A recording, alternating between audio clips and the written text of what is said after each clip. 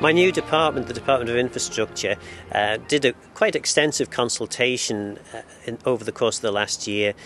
in which we asked people in Port St Mary what did they think about a variety of ideas in relation to a potential marina or indeed harbour improvements in Port St Mary. There was overwhelming support for the extension and strengthening of the existing pier, and I believe that that is a very good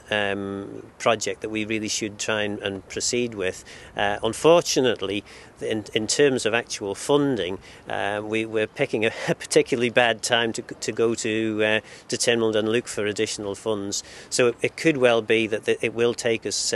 several years to be able to build up the case and to build up the support to get the work done. But clearly the state of the pier at the moment is such that it does need work doing on it, and certainly in the not too distant future will urgently need some work on it, and it would be good to be able to combine the strengthening work with lengthening the pier as well. This will allow for us to be able to do more in the harbour, possibly by way of floating pontoons and the like for visiting yachtsmen, particularly in the summer. And then, of course, the thorny question of the marina would probably need to be asked in another 10 years' time when funds start to become more available.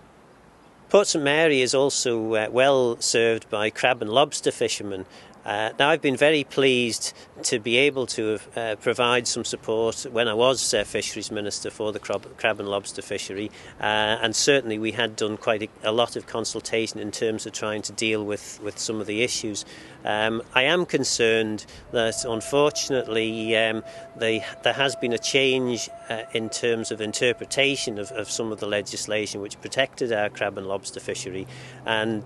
there's a serious risk over the coming summer that there will be quite a severe depletion in crab and lobster stocks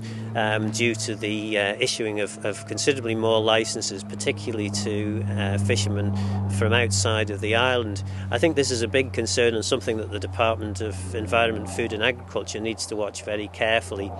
The new Fisheries Act, which I promoted as Fisheries Minister, which still hasn't come into force primarily because of delays in the United Kingdom,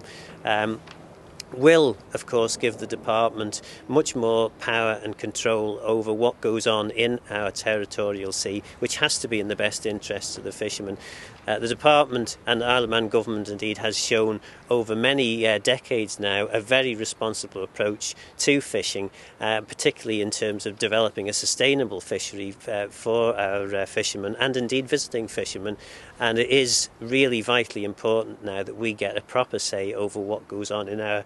territorial sea. At the moment the situation is not a good one, and we really need to get back to the position where we have control over our own affairs.